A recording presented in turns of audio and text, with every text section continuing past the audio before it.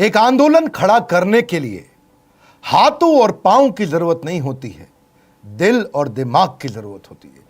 You don't need hands and legs to drive your organization, you need head and heart to drive your organization. ऐसी man power तैयार करिए। अगर ऐसे आदमी को ले आए जो आपसे कम बुद्धिमान है, तो और कम बुद्धिमान कस्टमर को वो लेके आएगा। Nothing is more important than developing people, क्योंकि अल्टीमेटली स्ट्रैटेजी को आपके लोग ही चलाने वाले हैं। अ क्लियर विजन और a great vision without great people is completely irrelevant. मैं Vivek Bindra, founder and CEO बड़ा बिजनेस.com, आज बताऊंगा आपको 20 से ज्यादा तरीके के बढ़िया मैन पावर कैसी लाई जाती है। एक है इंटरनल तरीके और एक है एक्सटर्नल तरीके। इंटरनल जो आपकी कंपनी के अंदर से ही तरीके होते हैं, और एक्सटर्नल जो बाहरी तरीके हैं जिनसे आप बढ़िया टीम को ढूंढ के ला सकते हैं।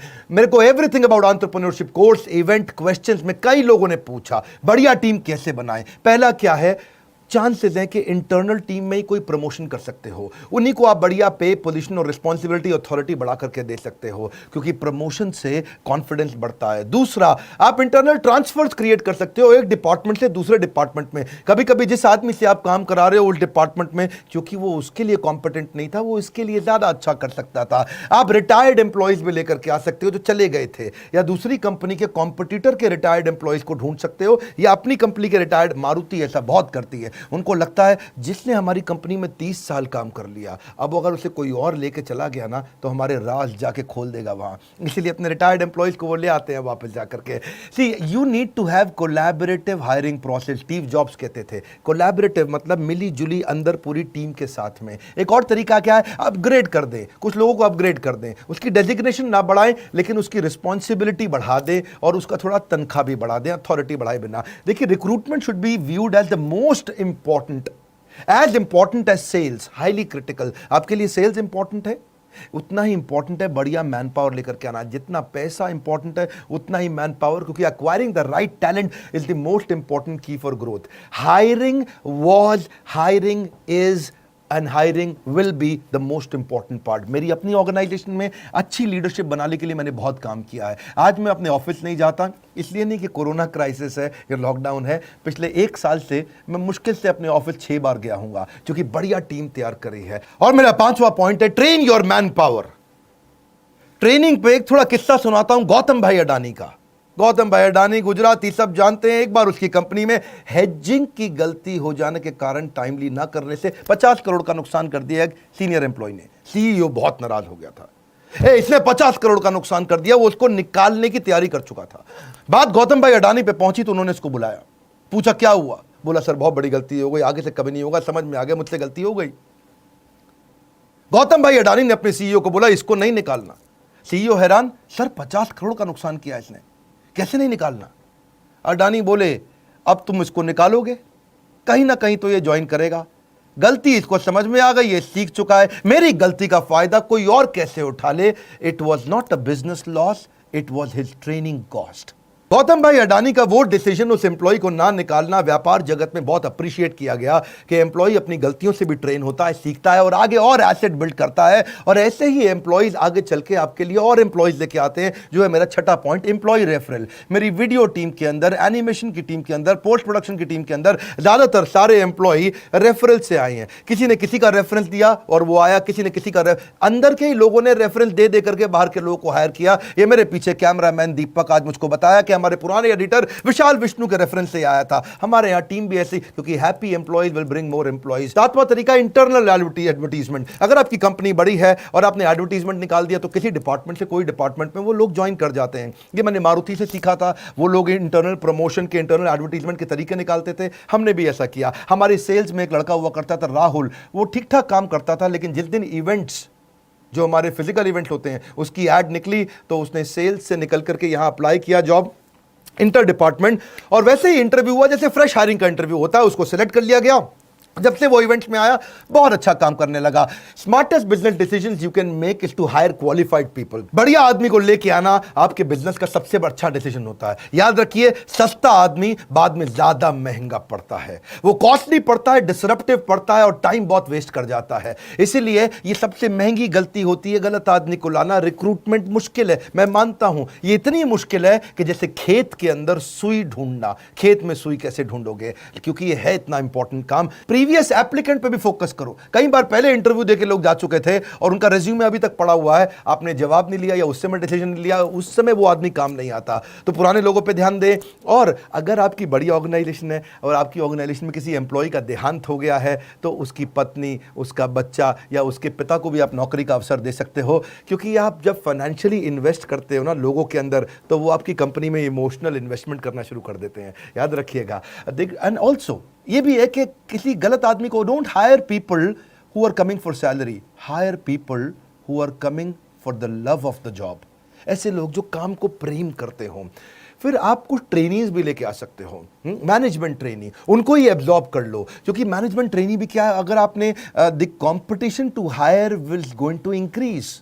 आने वाले समय में कंपनीज एक्स्ट्रा फैसिलिटी देंगी अच्छे लोगों को हायर करने के लिए। आपको क्या समझना है, अगर आपको अच्छा आदमी मिल जाता है तो उसको ले लो, उसके लिए जगह बन जाएगी। बढ़िया मैन पावर जो बहुत इंटेलिजेंट इंटेलेक्चुअल है उसको ले लो। See the way you treat your employees is the way they will treat your customers. क्योंकि अगर आपने ऐसा आदमी ले लिया जिसको बहुत माइक्रो मैनेज करना पड़ रहा है, बहुत टाइटली मैनेज करना पड़ रहा है, बार बार उसको कहना पड़ रहा है ठीक से करे, ठीक से करे, ठीक से कर, इसका मतलब आपने हायरिंग के समय में गलती कर दी थी। एनीवेज ये इंटरनल तरीके थे। अब एक्सटर्नल तरीके क्या है, बाहर से कैसे लाएं? सबसे आसान तरीका मैनेजमेंट कंसल्टेंट या एम्प्लॉयमेंट एजेंसी से बात कर लो। वो लोग आपसे क्या है 8% लेते हैं उसकी तनख्वाह का, 12% भी लेते हैं और कहीं 15% भी लेते हैं, डिपेंडिंग ऑन आपको कैसा एजेंसी मिलता है और कितनी मुश्किल मैन पावर ढूंढनी पड़ जाती है। या पब्लिक एडवर्टीजमेंट जिसके बारे में जानते हैं, इसकी कहीं लोकल एरिया के अंदर सस्ती एडवर्टीजमेंट भी होती है जहां से काम चल जाता है। शुरू में जब मैंने अपना काम शुरू किया था तो भी पब्लिक एडवर्टीजमेंट के थ्रू ही मैं लोग लेके आता, अखबार में छोटी ऐड डालती थी, दिन भर में 100 लोग इंटरव्यू देने आ जाते थे, काम के लोग मिल जाते थे। या फिर कैंपस इंटरव्यू करो, कॉलेजेस में जाओ, बी ग्रेड कॉलेज में जाओ,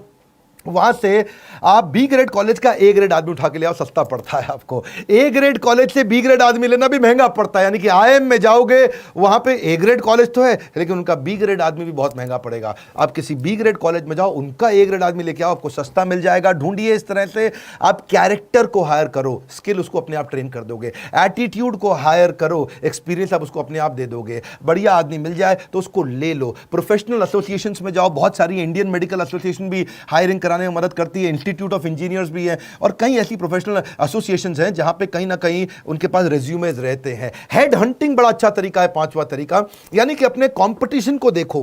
अगर कोई बड़ा कंपटीटर है आपका तो वहां की हेड हंटिंग करा लो, पोचिंग करा लो। आपको समझ में आया कि मुझे फलाना कंपनी फ्लिपकार्ट का प्रोडक्ट हेड चाहिए, तो आप अपने एचआर हेड को समझा दो कि ढूंढ ढांड के इसके रिज्यूमे लिंक्डइन से वहाँ पहुँच और केवल उसको फ़ोन कर, मुझको वही आदमी चाहिए। देखिए एक बात समझिए, बढ़िया तनख्वाह बढ़िया आदमी के लिए देनी पड़ जाती है आपको अगर आपको हेड हंटिंग करानी है। I don't pay good wages because I have lot of money. सुनिए मेरी बात को, मैं ज़्यादा तनख्वाह इसलिए नहीं देता क्योंकि मेरे पास पैसा ज़्यादा है, मेरे पास आज ज़्यादा पैसा इसलिए है क्योंकि मैंने ज़्यादा तनख्वाहें दी थी। इसका अर्थ क्या हुआ, अच्छे आदमी को अच्छी तनख्वाह दोगे वो आपको कमा करके देगा। ऐसा नहीं है कि आपके पास पैसा ज्यादा इसलिए ज्यादा तनख्वाह देते हो। देखिए अगर आप मूंगफली खिलाओगे तो बंदर अपने आप आ जाएंगे। रिक्रूटमेंट एक मार्केटिंग है, ये एक तरीका है। जैसे सेल्स एक मार्केटिंग होती है, ऐसे ही हायरिंग भी एक मार्केटिंग होती है। आपको अपनी कंपनी की तारीफ करनी पड़ती है, समझाना पड़ता है कितनी जबरदस्त ऑर्गेनाइजेशन है। अगर आप एचआर में हैं और आप मार्केटिंग की तरह नहीं सोचते हैं, सेल्स की तरह नहीं सोचते हैं, तो आप गलत प्रोफेशन के अंदर चले गए हैं। लेबर यूनियन भी वैसे छठा तरीका है जहां से आप हायरिंग कर सकते हो। नेपोटिज्म आजकल बहुत चलता है, अपने ही परिवार से लेकर के आओ। जैसे वो यादव परिवार है हमारे यूपी में, वहाँ सबके सब लोग इलेक्शन लड़ते हैं, वहाँ सबके सब आते हैं क्योंकि पूरा परिवार उनका फैल गया है। ऐसे ही फैमिली रन बिजनेस के अंदर भी होता है कि आप अपने ही परिवार में से कोई काम का आदमी ढूंढ करके उसको आगे बढ़ाते हो। Casual caller walk in outside the office advertisement से भी चलता है। जैसे अपने ऑफिस के जस्ट बाहर कुछ एडवर्टीजमेंट पोस्टर वगैरह लगा दिए। कुछ कॉल सेंटर्स में मैं देखता हूं अपने ऑफिस के बाहर बड़ा बोर्ड हमेशा लगा रहता है, यानी कि हर दिन कोई ना कोई कैजुअल कॉलर या वॉक इन आता रहता है, अपना सीवी देता रहता है और इंटरव्यू चलता ही रहता है। सोशल मीडिया और ई रिक्रूटमेंट पे कई बार मैंने देखा कुछ ऑर्गेनाइजेशन ध्यान नहीं देती हैं।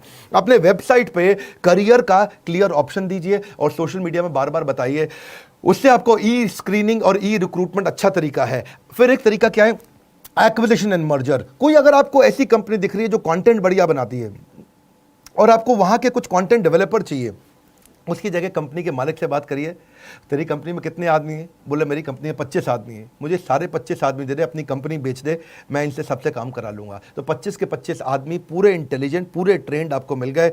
आपने उसकी एक मुश्त उसकी कंपनी के नाम पे ये पैसा दिया, रेडीमेड आपका काम हाई स्पीड पे चला गया। ये तब काम आता है जब बहुत बड़ी हायरिंग करनी हो, बड़ा नंबर चाहिए और आपको स्पीड और ग्रोथ के लिए पैसा हो लेकिन टाइम बिल्कुल ना हो। याद रखिए, great people are company's greatest asset. बढ़िया लोग लेकर के आइए। एम्प्लॉयमेंट एक्सचेंज भी पुराने तरीके हैं, अब चलता है नहीं चलता आपको चेक करना पड़ेगा। But when you are hiring, you are not just recruiting employees, you are sowing the seed of reputation. यही एम्प्लॉय आपकी ऑर्गेनाइजेशन की रेपुटेशन बनाती है। आप एक बीज बोने का प्रयास कर रहे हो। बहुत सारे ऐसे भी लोग हैं जो वेटिंग लिस्ट में आपके थे, पुराने थे पड़े हुए, पर आप भूल गए, आपने ध्यान नहीं दिया। अपने रेज्यूमेस की वेटिंग लिस्ट भी निकालो बाहर, हो सकता है उसमें भी कोई सिलेक्टेड कैंडिडेट आपको पसंद आएगा।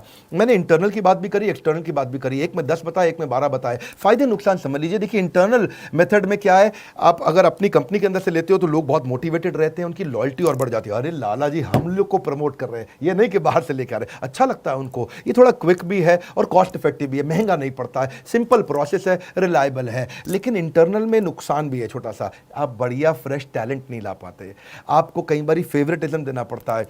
अरे ये तो हमारी जाति का है, इसको लगा देते हैं आगे, हा हा हा। ये क्या, कई बार फेवरेटिज्म भी आ जाता है और लिमिटेड स्कोप भी होता है, क्योंकि आपके पास वही 10 लोग हैं, उन्हीं में से आपको लेना है। बाहर से कई बार कॉन्फ्लिक्ट भी हो जाता है। आपने 10 में से एक को बढ़ाया तो बाकी 9 खुंदक खा गए। लाला जी का कुछ चक्कर है इसके साथ में, तो ये बड़ा गड़बड़ रहता है। एक्सटर्नल मेथड के भी फायदे नुकसान है। अगर आप बाहर से आदमी लेके आते हो, फायदा क्या है, थोड़ा फेयर और इम्पार्शियल है। आप बाहर से लेकर के आए हो, ढूंढ के लेके आए, थोड़ा ट्रांसपेरेंट है, फ्रेश नया टैलेंट आता है, नई इंटेलिजेंस भी आती है कंपनी में। स्कोप बहुत बड़ा है, क्योंकि अपनी स्कोप कैसे बड़ा है कि आप हजारों लोग हैं, हजारों में से 10 चुनने हैं आपने, और इससे ऑर्गेनाइजेशन ग्रो करता है। लेकिन नुकसान क्या है, इसमें जो अंदर बैठा है बेचारा वो टेंशन में आ जाता है। ये बाहर से लाए जा रहे हैं, हमारा नहीं ध्यान रख रहे। दूसरा, टाइम कंज्यूमिंग भी पड़ता है, क्योंकि बाहर से आदमी लाने में वो कई नोटिस पीरियड दे करके आएगा, थोड़ा लेंदी और कॉस्टली प्रोसेस है। एम्प्लॉय डिससैटिस्फाई भी हो जाते हैं, कभी कभार इनसिक्योरिटी भी आ जाती है। लेकिन hire people brighter then you, एक कैटेगरी आदमी लेके आना, ये रूल है मेरी कंपनी में, हमने रूल बना रखा है।